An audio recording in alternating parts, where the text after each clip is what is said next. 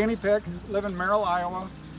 In 2008, October 7th of 2008, I was just hauling some corn, 2 wagons behind a tractor and on the highway, and got rear-ended by a semi and was thrown from the tractor and broke my left leg really bad, and my right leg was I was without blood for so long that they had to amputate it. They tried to do it below knee at first, and then I got infections, so they ended up doing it right at the knee, so they called it knee disarticulation.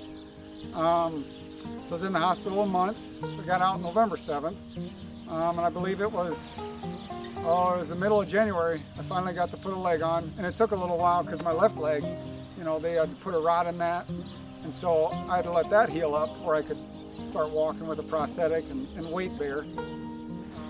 Yeah, so life after losing my leg, it was, well, of course, it was hard at first, you know, just learning how to walk. It was really a battle, but it's just like anything, and the more you do it, the better you get. Got good at using, and my prosthetist Wally Kuntz put me in a very simple leg, just a simple knee joint in it, and you know, so I think that helped a lot in the beginning to just learn to be more stabilized, you know. But it's, you know, and then it just got easier with the C leg, and so life is definitely different. You know, I'm not able to run around like I do miss running around. You know, we used to play a little basketball, but as far as the farm, I do everything I've always done. It's a little slower. Wally told me, he says you're going to have to think ahead more. You know, just I guess try to make things easier instead of harder, obviously. You know, so think smarter than working harder. Try to do both. But as far as, you know, obviously I wish it would have never happened, but Wally's helped me get back out on the farm, and it's pretty much got me to where I was before and maybe even further. I'm doing as much as I've always done. So it is very important who you work with. My prosthetist, Wally Kuntz, I'll be honest, I wouldn't be farming without him. You know, I couldn't, in fact, he's got a farming background. He still farms. He's got an acreage. In fact, we spend more time talking about the farm and our prosthetic care.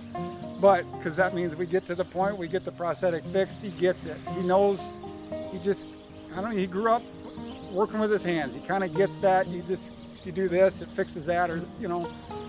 So it's very important to have your prosthetist.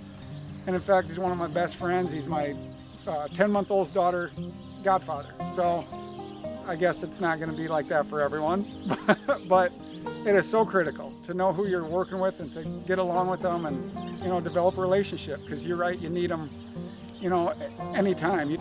I guess what I'd recommend anyone that's, you know, going through this, just whether it happened now or whenever, be positive, you know, be ready to work, be ready to go to your physical therapy. And, you know, I went more than I had to.